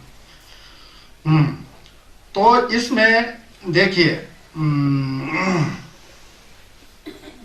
इसके जो कथा जो है ना, इससे पहले जो मैं बताया था उस कथा में उसका अर्थ आपको मैं बता दिया है। प्रमाद के साथ जीना है। ता खेपा गंगसे बामे बायोची तेने शेरप रब्दंग लाजंबा क्योंमे रिवेचेना थंगजिंदु जेपे जेगु नेंगे चेला सिक बोलते हैं। खेपा गंगसे बामे बायोचीस तेने शेरप रब्दंग लाजंबास, जो विद्वान पुरुष होता है, जो संयमी पुरुष होता है, जो धार्मिक पुरुष होता है, धर्म का अनुसरण करने वाला पुरुष होता है, वो सभी दोषों को जानता है। प्रमाद के दोषों को जानता है, आलस होने का दोष को जानता है, गलत कार्य का होने का दोष को जानता है, मन बुद्धि होने के दोष को जानता है। सबको जानते हुए वो हमेशा जागरूक रहता है, हमेशा उठा रहता है, जागरूकता और सजगता में रहता है। उस सजगता के प्रज्ञा के द्वारा, उस प्रज्ञा के ऊपर सवार होकर के सांस के जरिए उस प्रज्ञा के ऊपर उस सांस के जरिए प्रज्ञा के द्वारा जो है जितना भी क्यन है, जितना भी हमारे स्वयं के अंदर जो दोष है उसको सब हटा देता होता है। अच्छा चश्मा जो होता है ना, पूरा जागृत होता है, अच्छा क्या है खराब है पता लगता है, अच्छा हो तो अच्छा बोल के नहीं पकड़ता है, खराब है तो खराब है बोल के उसको बिल्कुल ऐसा सिर्फ जानता है। जानते हुए आगे बढ़ते जा करके जितना प्रमाद का जो आलसी का मन बुद्धि का पाप करेगा जो फल है ना, खुद ही अपने आप पीछे छूट जाता है बोलते हैं। उसके लिए वो हटाना ही नहीं पड़ता है, क्योंकि हमेशा जागरूकता में ना, सजगता में सब खत्म हो जाता है बोलते हैं। क्यों में रिवेचे ना थंगसिंदु जिपे चेगु निंगेन देला से, जैसा कि एक पहाड़ है बीच में, चारों ओर मैदान है, उस पहाड़ के सिरे में चढ़ करके नीचे सब कुछ दिखाई देता ना, क्या हो रहा है क्या नहीं हो रहा है सब दिखाता है। इस तरह से उस पहाड़ की चोटी पर बैठा हुआ जैसा प्रज्ञा के बल पर, शरब के बल पर नीचे के समझन समझे क्या हो रहा है क्या नहीं हो रहा है सब उसको पता लगता होता है। उसके प्रति राग भी नहीं पैदा करता है, द्वेष भी नहीं पैदा करता है, सब कुछ उनको पता लग जाता है। तो ऐसा होता है। तो यहाँ पर एक बहुत रुचिकर एक कथा है। एक बार संगे चुमनेन दे के बहुत शिष्य थे। संगे चुमनेन देश के लोमा बहुत अच्छे थे, सब नमलेन खर्चिन से किया, सब अरहत को प्राप्त किया। उनमें से एक महाकश्यप थे, सुना? महाकश्यप जी संगे चुमनेन दे के परम मित्र थे। जो महाकश्यप जी थे वो गलपे खब में थे, राजगिरी में थे। राजगिरी के पास एक गुफा है, उसका नाम पिपली गुहा बोलते हैं। पिपली गुहा के अंदर ध्यान लगा के बैठे थे, नमलेन करके विपश्यना करके बैठे थे। नमलेन को विपश्यना बोलते हैं, असली शरब का नमलेन को विपश्यना बोलते हैं छस में, और हमारे यहाँ बोटी भाषा में लखथुंग बोलते हैं। लखथुंग में थे, मेडिटेशन में थे। अब मेडिटेशन थे तो उसके बाद वो फिर खाने का समय आ गया तो फिर उठ गए। उठ करके फिर खाना खाए, 12-1 बजे खाते हैं खाना, बनते लोग भिक्षु लोग खाना खा करके फिर वापस वहां बैठने को आए। तो उस समय वो अचानक सोचते हैं कि आज मैं मेडिटेशन के ध्यान के बल से, ज्ञान के आंख द्वारा, ईश्वर की चेंगे मतलब ध्यान के आंख के द्वारा क्या कहते हैं, प्राणियों के पूर्व जन्म से संबंधित क्या क्या किस किस जन्म में थे उनका और मेरा क्या जन्म था उस पर मैं ध्यान दूंगा समझ के बैठा महाकश्यप जी। ये समझ करके खाना खाने के बाद फिर दोबारा घूमने बैठ गए। बैठ करके मतलब फिर संसार के प्राणी की ओर ज्ञान के चोटी पर चढ़ करके ना, सही चोटी पर नहीं चढ़, ज्ञान की चोटी पर चढ़ करके सभी लोगों के इसने पहले क्या कर्म किया है, इसका क्या फल भोगेगा जानते थे वो लोग। क्षमता के बल पर सुटुल होता था ना, ऐसा देखने के लिए कोशिश किया। कर रहे थे। संगे चोमनेंदे उस समय 300-400 किलोमीटर दूर न्ययत में बैठे हुए थे। होसुंग कहां बैठे हुए थे? मां कश्यप जी राजगृह में पिपली गुहा में घूम लगा के बैठे थे। सिमचेन थमचे जो है पहले किस जन्म में था उसको मैं देखूं सोच करके ईशे की चिंता ऐसा बैठे। संगे चुमनेंदे वहां बैठे थे नियम में। संगे चुमनेंदे के मन में एक विचार आ गया। संगे तथागत बुद्ध के मन में एक विचार आया ज्ञान के द्वारा, मेरे प्रिय शिष्य महाकश्यप क्या कर रहा है मैं जरा देख लूं। संगस ने घुम लगाया। घुम लगाना पड़ता ना, तुरंत दिखाई देता था, इतना ज्ञान चक्षु होता था। दुर्जी चुपा में पता है ना आपको, याद होगा संगे चुमनेंदे को कितना आंग होते हैं, 5 आंग होते हैं, है ना। शाही चंदंग, शेरब गे चंदंग, हिजे गे चंदंग बोल के आता है ना, लाई चंदंग बोल के वो सब 4-5 आंखें उनके पास है ना, ज्ञान की आंखें। ज्ञान की चक्षु से तथागत बुद्ध श्रावस्ती से मां कश्यप को देखते हैं 400-500 किलोमीटर दूर क्या कर रहे हैं। उन्होंने देखा कि ये क्या कर रहे हैं, ये तो सब प्राणियों की गति को देखने का कोशिश कर रहे हैं। पता लग जाता है बुद्ध को, कोशिश कर रहे हैं ये क्या कर रहा है। फिर ऐसा सोच लिया ये जो है अभी तक तो ठीक मेडिटेशन का, अब ये मेडिटेशन करके कौन लगा के प्राणियों की क्या गति है, किस जन्म में, पहले जन्म में क्या था, पिछले जन्म में क्या है, वो देखने को लगा। क्यों है उस समय संगस जो है अपने जुठुल से, अपने प्रतिहारे से जुठुल के साथ उनके सामने खड़ा हो जाता है उसके गम के अंदर। मां कश्यप जी गम कर रहे थे ना, बुद्ध जी न्ययत में बैठे हुए थे 500-600 किलोमीटर। तो वहां जब वो गम कर रहे थे तो यहीं आ गए संगे चुमनेंदे। फिर वहां के समझाया कि तुम क्या कर रहे हो, ये बताते हैं मां कश्यप बोल के। उसके अंदर में ये जो है आपको करने की जरूरत नहीं है, क्योंकि जगत के प्राणी जो है असंख्य है, अनंत है। उन अनंत लोगों को की गति देखने के लिए अभी आपका ज्ञान जो है सीमित है। आपके द्वारा यह नहीं देखा जाता है, यह बेकार के काम है, यह नहीं देखा जा सकता है। देख सकता है लेकिन कुछ देख सकता है, पूरा आप नहीं देख सकते हैं। इसलिए वापस हट करके आगे बढ़ने के लिए, तथागत बुद्ध का ज्ञान जो है उसको प्राप्त करने के लिए आगे बढ़ना अच्छा है बोलके संगे चुमनेंदे उस बीच में प्रकट हो करके फिर बोलते हैं। फिर वहां से काश्यप जी उठ करके फिर ध्यान में चले जाते हैं। उस संदर्भ में ये स्टोरी है अभी वाला।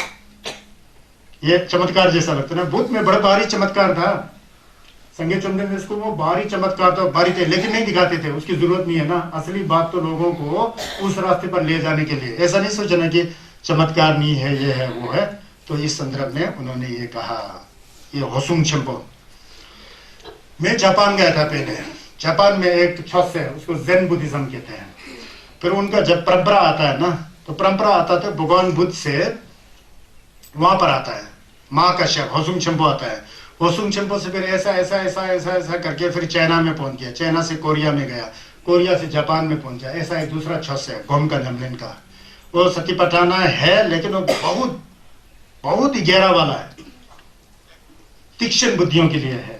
तो ये मां कश्यप से आते हैं, वो स्टोरी में यहाँ नहीं बताऊंगा, यहाँ कोई संदर्भ नहीं है। तो इसलिए कहता है कि जब बुद्धिमान व्यक्ति जो है प्रमाद और अप्रमाद से जीत लेता है तो प्रज्ञा रूपी प्रसाद पर चढ़ा हुआ वह शोक रहित धीर मनुष्य दूसरे शोक ग्रस्त मूर्ख जनों की ओर उसी प्रकार देखता है जैसे पर्वत पर खड़ा हुआ आदमी जो है जमीन पर स्थित लोगों की, मतलब जो घूम जमने से ऊपर आया ना, उनको सब दिखाई देता है प्राणी क्या है वो। उसको परीक्षण करने के लिए मां कश्यप बैठे थे। बुद्ध ने मना किया, आगे बढ़ो और इतना तो ठीक है तुम्हारा, और आगे बढ़ते जाओ कहा।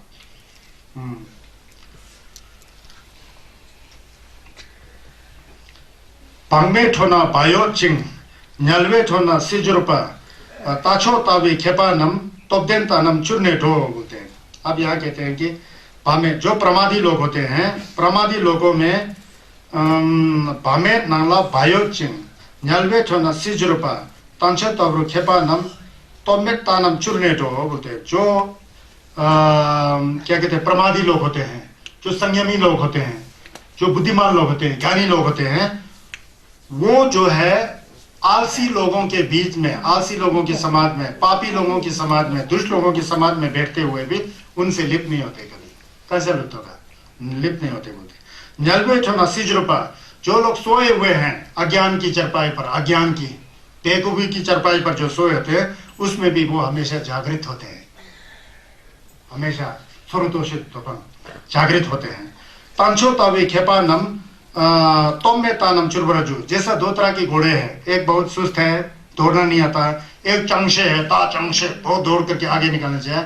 ये जो विद्वान लोग होता है, जिसने संप्रजन्य और सती का क्या कहते हैं, समृद्धि का ज्ञान होता है, जागरूकता में होता है हमेशा, वो जैसे सुस्त हुआ घोड़ों को छोड़ करके जो ता चंगशे जो है, असली घोड़ा जो भाग कर आगे निकल जाता है, उसी तरह ही जो गोम जमलिन करने वाला है, धर्म को अच्छा सुनते हैं, उसका भावना करते हैं, वो आगे निकल जाते हैं और मूर्ख लोग के पीछे छोड़ देते हैं। ये कहाँ कहा संगे चुमदिन ने, ये भी नियत में कहा, श्रावस्ती में।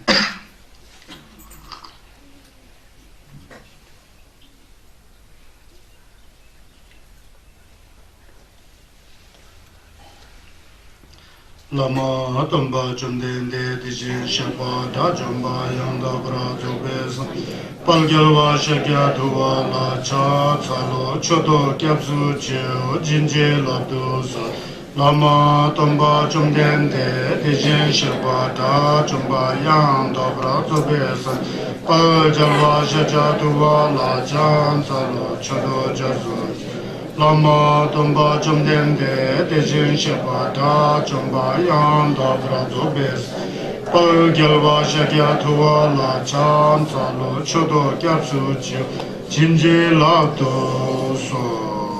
यहाँ एक कथा है इसके पीछे। जो प्रज्ञाशील होता है, धर्म का पालन करता है, छस को अच्छी तरह से सुनता है, नमलन करता है, गौम करता है, वो आगे निकल जाता है। जो सुस्त होता है, सोया रहता है, उसका कोई प्रगति नहीं होता है। ये सारांश है इसका। कहते हैं कि ये न्यूयॉर्क में बताए थे संगे चुमदिन ने। यहाँ पर एक कथा है। कहते हैं कि उसी जब भगवान बुद्ध जी देशना कर रहे थे न्यूयॉर्क में, दो भाइयों के बारे में बता रहे थे। एक दो भाई थे, वो दो भाई भी संगे चुमदिन दे कुंचक सुम त्रिरत्न की शरण में आकर के शरण कमल लेता है, भिक्षु बन जाता है, प्रव्रजय ले जाता है। वो दोनों भाई में जो एक भाई जो है बहुत परिश्रमी था, दूसरे भाई जो बहुत सुस्त था। जो परिश्रमी था, उद्यमी था, जो मेधावी था, बुद्धिमान था, वो भगवान बुद्ध के क्या कहते हैं परायण, जो छस को अच्छी तरह सुनता था, फिर सोचता था, गोम जमलिन करता था। वो गोम करते करते करते करते करते करते करते वो डचंबा हो गया, अरहत हो जाता है। भगवान बुद्ध के काल में साल में 3 या 4 महीना यरने बोल के जब जोर से बारिश पड़ता है ना, उस समय दवा लोग सब एक बिहार गुम्बा में बैठ करके गोम जमलिन करते थे, विपश्यना करते थे, गोम जमलिन करते थे और सूत्र का परायण करते थे। तो उस काल में जब संगे से दुम्बा लेकर के चले गए, वो दोनों यरने का समय था, वर्षावास का समय था, दोनों एक ही गुम्बा में बैठे हुए थे। जो एक भाई जो है, बड़ा भाई जो है, वो परिश्रम करता है, मेहनत करता है, जैसा बुद्ध ने कहा उसी की तरह कर करके वो हमेशा घूम लगाता, खाते समय खा करके तुरंत जाके बैठ जाता था, साधना करता था। पीते समय भी पी करके, मतलब शराब नहीं बोल रहा हूँ मैं, चाय वह जो पीते वो पी करके जा करके फिर गोमजमलन करते थे। ऐसा कर कर कर करके उसको डेबू मिल गया, उसको डचम्बी गोपम मिल गया, अरहत्ता की उपाधि प्राप्त होता है। उपाधि क्या है? अरहत्ता को अनुभव करता है। दूसरा क्या करता था, वो ढांचे तो पहना हुआ था, धोम्बा तो लिया हुआ था, पहन करके बैठ करके वो क्या करता था, गम गम कुछ नहीं करता था, ऐसे ही सोते रहना, खाते रहना, पीते रहना और लकड़ी को इकट्ठा करके आग जला करके, रात को ठंड हो गया ना, आग जला करके जो ढाबा लोग नहीं होता था, नया नया ढाबा लोग, नया नया जो बने हुए पिक्चर लोग, उनके साथ गप्पे मारते रहता था। गम गम कुछ उल्टा अपने भाई को बोलता था, तू क्या कर रहा है, गम ही नहीं करता है। एक दिन वो क्या करते हैं, जो गम करने वाला, अरहत बनने वाला जो है, खाना खा करके थोड़ा सोते थे ना, थोड़ा सो करके बैठे थे। सोते समय वो जो काम नहीं करने वाला, मतलब गम नहीं लगाने वाला, वो आकर उनको डिस्टर्ब करता है, तू क्या गम नहीं करके सो के बैठा हुआ है। सोता सिर्फ आधा घंटा था, असली तो वो खुद सोता था, गप्पे मार के बैठता था। वो उल्टा उसको जान रहा है, तू सो के बैठा है, कुछ नहीं कर रहा है, गम में ये हुआ। वो तो संयम वाला आदमी जवाब ही नहीं देता था, अपना काम करते करते वो डाचंपा हो गया है ना, सिद्ध को प्राप्त कर लिया। फिर ऐसा करते करते 4 महीना या 3 महीना बीत गया। एक तो अरहत हो चुका है, दूसरा के पल्ले कुछ भी नहीं पड़ा, वो कुछ करता ही नहीं था, तो कुछ भी नहीं पड़ता है। फिर ऐसा करके तब संगे चुमदिन आते हैं, वहां पवारना बोल के जब यरने होता है तो एक सम्मेलन होता था। फिर दोनों भाई को संगे चुमदिन बुलाते हैं, बुला करके पूछते हैं क्या है। सबसे पहले वही बोलता है जो कुछ नहीं किया ना, हमेशा ऐसे ही होता है संसार में, जो कुछ नहीं करता ना वो पहले बोलेगा। वो बोल रहा है कि मैंने तो हमेशा गम किया, छोटे छोटे लामाओं को, दवाओं को इकट्ठा करके आग जला के दिया, उनका भी सेवा किया, गम भी किया, खूब किया। ये मेरा भाई तो कुछ भी नहीं किया बोल रहा है, उल्टा झूठ बोल रहा है। संगे चुमदिन दे थमची खेम्बा सब पता होता है ना, पता लग गया। फिर तेने क्या किया, ये किया, वो किया, तू झूठ बोल रहा है, तुझे पता नहीं लगा कि अरे दूसरा भाई जो है इसने जो प्राप्त करना है अमृत का पद प्राप्त कर लिया, तू वैसा का वैसा कुछ भी नहीं है। तो उस समय ये बताते हैं आलसी लोग पीछे रह जाते हैं और जो मेहनत करता है कम दिमाग वाला होगा भी आगे चला जाता है। इस समय आप लोग कभी पढ़े होंगे स्कूल में जाए तो कछुआ और खरगोश का कहानी याद करो, पता है ना मैडम जी? कछुआ और खरगोश। एक बार कछुआ और खरगोश में झगड़ा हो गया कि हम दोनों में कौन जल्दी भागने वाला है, क्या है। फिर कछुआ बेचारा धीरे धीरे चलता है ना, खरगोश तो कहाँ छलांग मार के आगे चला जाता है। जब तो ऐसे ही बोलना ही नहीं चाहिए था उसको, उसने बोला था मैं तो आगे निकल जाता हूँ, तू तो कुछ नहीं करेगा, ये है वो है। लेकिन कछुआ बोलता है चलो हम लोग दौड़ लगाते हैं। तो उन्होंने गया, दौड़ लगाया, आधा रास्ते पहुंच गया तो खरगोश बहुत आगे निकल गया। उसने सोचा यार कछुआ क्या धीरे धीरे धीरे धीरे चलता है, कब सो लेता हूँ थोड़ा, सो गया वहां खराटे मार के खरगोश। कछुआ धीरे धीरे चला, देखा सोया, आगे चलते गया, जहां पहुंचना था पहले से पहुंच चुका था। बाद में खरगोश उठता है, ये तो लेट हो गया, मैं शायद वो पीछे होगा, जाता है तो पहले से वहां कछुआ पहुंच जाता है। समझ गया ना? तो कछुआ का चाल बेशक हो लेकिन धर्म करो, वहां भी सफलता मिलता है। मेरे कहने का मतलब यह है। भाइयों नीचे जाजिन्नी लानम दागी चोवर जुर बायो पानी रप्तुंगा पामे पानी तत्व में है बोलते हैं। आप यहाँ क्या बोल रहे हैं? भाइयों नीचे जाजिन जी, अगर आपके अंदर अप्रमाद है, आलस नहीं है, परिश्रम है, उद्यमी है, कोशिश है, तो आप संसार में जो सबसे बड़ा देवलोक में इंद्र का पद होता है ना, इंद्र इंद्र का पद को भी इसी से प्राप्त होता है, प्रमाद अप्रमादी बन करके, कौम नमन करके आप इंद्र के पद तक को प्राप्त कर लें। लानम दा की चोवरो जो देवताओं का राजा भी बन सकते हो अगर कोशिश करे तो, उद्योग करे तो, नमन करे तो। भाइयों पानी रब दूंगा पामे पानी तत्व में। इसीलिए जो अप्रमादी लोग होते हैं, कोशिश करने वाले लोग होते हैं, बुद्धिमान लोग होते हैं, अच्छे बुरी की भावना को जाकर के आगे आगे बढ़ते रहते हैं, वो जो है हमेशा प्रशंसनीय होता है। जो आलसी होता है, सुस्त होता है, बेकार की कार्य करते रहते हैं, तो संसार के बेकार की कामों में उलझे रहते हैं, वो प्रशंसनीय नहीं है बोलते हैं, निंदनीय है बोल रहे हैं, ये बता रहे हैं ना। तो इसमें एक बार फिर यहाँ पर संगे चुमदेंदे यहाँ वाला कहाँ थे पता है? यंगपाचन में थे। ये यंगपाचन में दिया है, वैशाली में दिया है ये प्रवचन जो है। वैशाली जो है क्या कहते हैं, पटना से आगे मैं गया हूँ, कई बार जाते हैं, इस साल भी मैं पहुंचूंगा, जाने वाला बोला हूँ ना मैं, इस साल भी दर्शन करने जाऊंगा। बहुत अच्छा है वहाँ पर, बहुत अच्छा जिन्नम मिलता है। तो वैशाली के एक लिच्छवी, वैशाली के जो लोगों को लिच्छवी जात कहते थे, लिच्छवी का एक सेठ का लड़का कुमार जवान था, उसका नाम महाली था। महाली कहीं वहां से गुजर रहा था, उसका नाम महाली था, गुजर रहा था। संगे चुमदेंदे तथागत बुद्ध जी प्रवचन कर रहे थे। प्रवचन करते समय संगे चुमदेंदे देवराज इंद्र के बारे में कथा बोल रहे थे, तो बड़ा उत्साहित हो गया, बड़ा उत्तेजित हो गया। उसने देवराज इंद्र के बारे में पूछा। संगे ये देवराज इंद्र के बारे में कथा कर रहे हैं तो शायद उनको इन्होंने शायद देवराज इंद्र को मिला होगा सोचा। फिर जाकर के संगेश को छक करते हैं, पूछते हैं कि तथागत भूत बन के आप देवराज इंद्र को मिले हैं? संगेश ने बोला मिलने की बात तो छोड़ो, उसने पहले जन्म में क्या कर्म किया है, किस लिए ये देवराज इंद्र बनाया वो भी मुझे पता है, बोला संगेश ने। फिर वो ज्यादा ही खुश हो गए, तो बताइए वो पहले क्या था बोल के पूछते हैं। तो पहले कहते हैं संगे चुमदेंदे देवराज के इंद्र के बारे में पहले एक बात पूछते हुए, एक मचाला नाम का एक जगह था बोलता है। मचाला नाम के एक जगह में मैदा नाम का एक ठेकेदारी जैसा काम करने वाला एक व्यक्ति था। वो वहाँ के सोसाइटी में, समाज में सड़क बनाता था, बिल्डिंग बनाता था, पानी लाता था, जैसा आजकल करते हैं ना ठेकेदार, वो करता था। जो काम करता था बड़ा ईमानदारी से करता था, लगन से करता था, एक भी पैसा नहीं चुराता था, बल्कि अपना पैसा डाल करके पुण्य का अनुमोदन करता था। और वो हमेशा प्रार्थना करते समय शुद्ध मन से, जिंदगी में कभी भी बेईमान नहीं किया होता है, शुद्ध और पवित्र मन से मौलम लगाता है कि मैं भविष्य में अच्छे वायुल जैसा है कि ऐसा मैं जन्म हो जाऊं, लोगों को और भी सेवा करूं, ऐसा वो प्रार्थना करा होता था। वही मैदा नाम का ठेकेदार यहाँ मर जाता है और देवलोक में पहुंच करके इंद्र बन जाता है। समझ गए? यह देखो कहाँ कथा आ रहा है। तो ये ऐसा होता है, मेधावी लोग अंदर आगे से आगे चला जाता है। तो जब वो काम कर रहा था ना, वहां पर कहते हैं कि भगवान बुद्ध ने, उसने 7 नियमों का पालन किया था। उसने जब ठेकेदारी वगैरह करता, 7 नियमों का पालन करते हुए उसने क्या, सबसे पहले अपने माता पिता का खूब सेवा करता था, है ना दी, और बड़ों का बड़ा इज्जत और सम्मान करता था। मधुरवाणी बोलता था, चुगली नहीं करता था, व्यवहार में अशोभनीय व्यवहार नहीं करता था, सदा सच बोलता था, ईमानदार था, एक भी पैसा नहीं खाता था, अपने क्रोध पर हमेशा कंट्रोल रखता था। असलियत में उस फल से वो एक दिन जाके देवराज इंद्र बना। कौन? ये मेधा नाम का ठेकेदार जाके इंद्र बन गया। समझ गया ना? ये है। उसके बाद मुझे और दौड़ना पड़ेगा थोड़ा। गेलोंग बायो लागा सिंह भामे जिग्बा तावानी कुंतु जुर्वा ठरा नम सेब्रा जिबे मेशिन जुर्र से। गेलोंग बायो लागा सिंह भामे जिग्बा तावानी, जो अप्रमाद में रत रहने वाला या प्रमाद से बे रखने वाला जो भिक्षु आग की तरह छोटे छोटे बंधनों को जलाकर आगे बढ़ता है। यहाँ भी एक स्टोरी है ना, इसको मैं पहले बताता हूँ। गेलोंग बायो लागा सिंह, जो गेलोंग होता है संगेस का अनुयायी होता है। गेलोंग का मतलब कभी कभी मैंने देखा है सूत्रों में मिर्क्या लोग को भी गेलोंग बोलते हैं, कभी कभी ऐसा मैंने देखा है।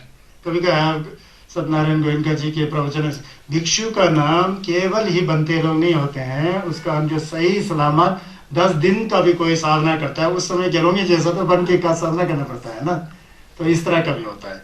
मतलब जो भी गेलोंग जो है, जो शख्स का नमलेन सही सलामत करता है, परिश्रमी होता है, तत्पर होता है, शख्स को अच्छी तरह से समझता है, मन में कपट नहीं होता है, करुणा होता है, निंजा होता है, दया होता है, उस तरह का जो गेलोंग जो होता है नमलेन करने वाला, चाहे मिर्क्या भी हो ग्रेस भी होता है, उसके अंदर भय कभी नहीं होता है, डर कभी नहीं होता है।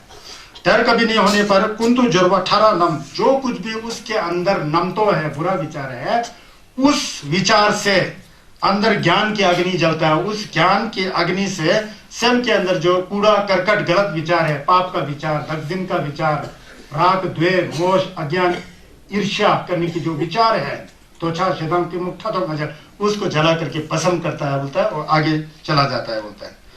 ऐसा कह रहे संगत जी है ना। ये कहाँ दिया संगत ने? सुन, ये भी श्रावस्ती में दिया है, न्यायत में सुन दो तीन। तो यहाँ कहते हैं कि एक भिक्षु था, बोलते हैं एक भिक्षु था, तथागत का एक भिक्षु संगेश चंदे बुद्धम शरणं गच्छामि, धम्मं शरणं गच्छामि, संघं शरणं गच्छामि, संगे लक्ष्य सुचियो, छु लक्ष्य सुचियो, हिंदू लक्ष्य सुचियो, मैं बुद्ध के गुणों के शरण में जाता हूँ, मैं धर्म के आचरण के शरण में जाता हूँ, उस आचरण को लेकर के मैं अपने को सुधारूंगा, संघ के शरण में जाता हूँ। ऐसा है, ऐसा सोच करके संगे चंदन देश से प्रवृज्या लेता है, रज्जुम हो जाता है, भिक्षु हो जाता है, गेलोंग हो जाता है, हो करके फिर गोमजमलेन करता है, संगे से छत सुनता है, समझता है, फिर गोमजमलेन करता है। गोमजमलेन जितना भी करो उसका मन नहीं बैठता था, भटकता है यहाँ वहाँ, अभी बहुत कोशिश करता, 2-3 घंटा बैठ जाता है, घुटना में दर्द होता था, पीठ में दर्द होता था, यहाँ कभी बैठ ही नहीं पड़ता, फिर मन विचलित होता था, बिल्कुल कर ही नहीं सकता था। लेकिन आदमी बहुत अच्छा था, लेकिन मन भटकते रहता था, कभी कर ही नहीं सकता था, समझ में नहीं आता था, इसलिए थक गया, थक करके उठ जाता है, थक करके उठ जाता है, उठ जाके संगे चंदन दिन के पास पूछने जाऊं, सोचा मेरा मन ऐसा क्यों है, मैंने कौन सा कर्म किया है कि मेरा मन तो बैठता ही नहीं है, गम होता ही नहीं, क्या है बोल के ये सोच करके वो जाने चाहते थे। कहाँ? संगेश के पास। रास्ते में जा ही रहा था बेचारा, जा करके फिर देखता है कि चारों ओर आग जला हुआ है, पूरा जल रहा है, घास फूस कूड़ा करकट सब आग जल रहा है, आग जल रहा है, सही में आग जल रहा है। फिर वहां सामने एक पर्वत था छोटा सा, उस पर्वत के ऊपर जा करके ऊपर चोटियों पर देखता है कि पर्वत के किनारे जितना कचरा वचरा जो कुछ भी था सब जल करके भस्म हो रहा है, से लक्ष्य से हाली कूड़ा करकट सब खत्म होके वो हो रहा है। फिर वहां उसने सोचा ये आग जो है इन कूड़ा करकटों को सब जला करके भस्म कर रहा है, मेरे मन की जो कूड़ा करकट है ना वो भी ध्यान करके भस्म होगा, कुछ मुझे समय तुरंत वहीं बैठ करके गौम करता है, गौम लग जाता है, ज्ञान का आग जल जाता है, उसके अंदर जो कूड़ा करकट वाला विचार मैं मेरा खत्म, ना तकजीन रह जाता है, ना त्वचा से मुख ठतम नजर रहता है, सब खत्म हो जाता है। फिर उस समय संगे चमदेंदे कहीं दूसरा जगह होते हैं, उनको पता लग जाता है थमचे केम्पा ना, वो भी तुरंत आकर के उसके समय दर्शन देता है, अपना जो मन में शरीर जो है ज्ञान वाला शरीर दर्शन देता है, साधु साधु मेरा बेटा, अब तू समझ गया, अब तू तेरे को मुक्ति मिल गया, उनके भगवान स्वयं वहां दर्शन दे करके उसका साधुवाद करते हैं। इतना अच्छा स्टोरी है, देखिए ऐसा है। तो हम लोग हमेशा घर में बहुत पूजा पाठ कराते हैं ना, लामा जी को बुलाते हैं, इसमें से कोई हिंदू सनातन संस्कृति वाले भी होते हैं, पंडितों को बुलाते हैं, जिंटक करते हैं, जिंटक तेल जलाते हो, क्या जलाते हो, स्वाहा अगड़म बगड़म कुछ करते हो ना, वो अच्छी बात है। वो एक बहुत स्थूल चीज है, लेकिन बहुत स्थूल है, बहुत मोटा मोटा इसे, उससे मन पर कुछ असर होने वाला नहीं है। छोटा मोटा होता है, संस्कृति है, परंपरा है, चलते रहता है, कोई बात नहीं, उससे कुछ असर। असली झिंटक क्या है पता है? अपने अंदर संगेस के छस को समझ करके बुरे विचारों को खुद के द्वारा जला देना, वो झिंटक है। इसको ध्यान में रखो आप लोग, समझ गया ना? बुरे विचार मिट गया तो झिंटक करने की जरूरत ही नहीं, बाहर तेल वाला झिंटक। कोई लोग आते हैं ना, आप तेल फेंक रहा है जैसा कि घर ही जल जाए जैसा, ऐसा करते हैं ना। वो है अपनी जगह पर है, नहीं है नहीं कह रहा हूं, लेकिन उससे उतना फर्क नहीं पड़ता। वो मोटा मोटा जो गुरुमुखी जी ने ये करे थे ना, गुरुमुखी जी ने मन को सुधारने के लिए थोड़ी किया, वो तो भूत प्रेत लोग थे ना, मोटा मोटा उन भूत प्रेतों के दमन करने मात्र से। असली भूत प्रेत तो हमारा बुरा विचार है ना, वहीं से तो सब उत्पन्न होता है। उस बुरे विचारों को पसंद कर सकोगे तो सबसे बड़ा यज्ञ यो है। यज्ञ की अग्नि क्या है? प्रज्ञा की अग्नि है। और यज्ञ का सामग्री क्या है? अपने बुरे विचार है, उसको जला के खत्म कर देना है। रंगी सेमनी योंसु धुल धेने संगे तेंपानी, सब बोलो मेरे साथ, दिग्बाजियान निजाज केवा फुंसुम छोपराज रंगे सेमनी योंसु धेने संगे तेंपाही। और एक श्लोक बचा है इस चैप्टर का, उसको खत्म करेंगे ना, फिर तीसरा चैप्टर में जाएंगे। गेलोंग बायो लागा सिंह भामे जिप्रतावानी योंसु न्यंपा मिसे जिंग न्यंगेन देबे गमना ने बोलते हैं। गेलोंग बायो लागा सिंह, जो गेलोंग होता है, असली गेलोंग होता है, संगे चुमदेन दे का अनुयायी के रूप में जो गेलोंग होता है, अप्रमाद में रत रहने वाला। अप्रमाद मतलब सही रास्ता पर चलने वाला, जागरूकता के साथ हमेशा लीन होने वाला है। प्रमाद से डरने वाले, ये प्रमाद तो संसार की ओर धकेल देगा, इससे डरने वाला भिक्षु का पतन होना असंभव है, वो कभी भी गिर नहीं सकता। उस तरह के भिक्षु तंबा पर दृढ़ है ना, तो आगे आगे बढ़ के चला जाता है। तो इसलिए जो छुस के रास्ता में आगे चलना सिखाता है, और जा करके वो निर्वाण के समीप पहुंच जाता है। निर्वाण क्या है पता है? संगेस का गोफंग है। संगेस का छुस के लिए 3 चीजें बहुत जरूरी होता है। छस के अंदर बताया है, सुनने थेदान समदे बे गुंबाला नहीं रब तुझे, पहले सुल के ऊपर बैठना पड़ता है, फिर संबा जंबो करना पड़ता है, फिर गम लगाना पड़ता है। सुल मतलब पहले शील का पालन करना चाहिए, शील का पालन करके फिर उसका चिंतन करना चाहिए। चिंतन करते समय गम लग जाता है, लेकिन रख पाए फिर भी नम तो थोड़ा थोड़ा होता है। उसके बाद शरब का नमन करते समय फिर पता लगता है शरब निंबो के अंदर जोग में, डा में, डी में, रो में, रजा में ना ये शरीर है, ना ये शब्द है, ना ये गंध है, ना ये स्वाद है, कुछ भी नहीं है बताते हैं ना शरब निंबो में। क्यों बता रहा है? नहीं है ना हकीकत में। ये है तो हम लोग ये मिलमता हूँ, जुमाता हूँ, मितकपा में है। असलियत में कहाँ है? जो आज टेस्ट ले रहे हो, आज खाना खाएगा तो आज का टेस्ट आज लिया खत्म हो गया, दूसरा खाना खाओगे तो दूसरा टेस्ट मिलेगा। बेशक एक ही सब्जी एक ही रोटी खा रहा है, वही रोटी चला हुआ है, लेकिन रोटी तो वही नहीं होता है। उसी रोटी का घिपा जो है होता है, उसी सब्जी का, करेला का सब्जी खाया और रोटी खाया, वो थोड़ा बचा हुआ है, रोटी भी खा के थोड़ा बचा हुआ है, पहले वाला खा करके खत्म हो गया, उस समय आपने ढोआ ले लिया, स्वाद ले लिया। फिर उसी रोटी का बचा हुआ अंश बाद में खाओगे करेला, ये स्वाद दोनों अलग है, वही स्वाद नहीं है। वही हम लोग गलती कर लेते हैं, समझ गया ना? उसमें तो बहुत फर्क आ गया होता है। तो इसीलिए जो बीत गया तो बीत गया, आने वाला अभी पहुंचा नहीं, अभी हमको सुधरना पड़ता है। तो अभी जान करके आगे जाना पड़ता है। तो ये मैं बताता हूँ, जो गेलोंग लोग जो होता है, जो नियम के ऊपर, शील के ऊपर चलता है, सुल ने बोलते हैं, सुलछन के ऊपर। सुलछन क्या है? शरीर से पाप मत करो, वाणी से पाप मत करो, मन से पाप मत करो। शरीर से क्या पाप नहीं करो? हिंसा मत करो किसी भी प्राणी की, चोरी मत करो, व्यभिचार मत करो, नशे पत्ते मत करो, शरीर का गेवा है। वाणी का दंबा क्या है? शील क्या है? शील का मतलब दंबा होता है। इसको पुराने जमाने में संगे चुमदेन देश के छस के छिक में दंबा को छुटिम कहते थे। जब जंगचुक संपा महायान का प्रादुर्भाव हुआ तो उस समय इसको संवर बोला, दंबा बोला। जब ये जाकर के आगे प्रोग्रेसिव के संगा दर्जे थेपा में आ गए तो उसको तमसिक बोल दिया। ये सुलसिम, दोम्बा और दमसिक एक ही चीज है, इसका सिर्फ शब्द बदल गया और परिभाषा तो वही है अंदर से। शील का पालन करना चाहिए, सबसे पहले शील है। इसीलिए तो 10 दिन जो आप लोग मेडिटेशन करने वाले गए होंगे, जो प्रैक्टिकल 10 दिन जो है शील, समाधि, प्रज्ञा तीनों को लेकर चलना पड़ता है। वहां मोबाइल नहीं बजता है, बात नहीं कर सकता है, और शरीर का संयम होता है। सुबह 4:30 बजे उठना पड़ता है, मेडिटेशन करना पड़ता है। गेलों की तरह जो खाना जो है 11:30 और 12 बजे के बीच में खाना पड़ता है। रात का खाना नहीं होता है, नींबू का पानी पिलाएगा, फिर मन हल्का होगा, शरीर हल्का होगा, तभी गम लगाओगे ना। चोरी कहाँ करोगे, कुछ है ही नहीं है। मोबाइल तो वहां टोकरी में चला गया, कहीं लॉकर में चला गया, मोबाइल तो चला ही नहीं सकता है, बात तो बोल ही नहीं सकता है। बात बोलने की कोशिश करोगे तो क्या करोगे, कोई कोई कर लेता है, करने के लिए कुछ भी नहीं है, वो आदत है ना, बक देता है। तो ये 10 दिनों में पूरा शील का पालन करते हुए जब वहां होता है तो 10 दिन में कुछ ना कुछ पा के आते हो ना, तो इसलिए पहले शील का पालन करना पड़ता है। शील के बाद समाधि, जो 3 दिन लगाते हो सांस को देखते हुए, आ रहा है जा रहा है, ये वो 3 दिन समाधि का। चौथा दिन के बाद जो शुरू होता है विपश्यना, वो शरब का नमलन होता है, प्रज्ञा। देखो भाई ये शरीर असली है कि नकली है, क्या चीज है, इसको जांचो। ये जानते जानते फिर 7 दिन जांचोगे, कुछ नहीं मिलेगा। जानने वाले जान जाएगा, नहीं जानने वाले 10 बार भी विपश्यना करो तो पल्ले कुछ नहीं पड़ता है। ये क्या है, पूर्व जन्म का संस्कार है। जब मोलम मोलम बोलते हैं हम लोग, 9वां दिन जब खत्म हो जाए, 10वां दिन सुबह, कितना बढ़िया मोलम होता है वहां।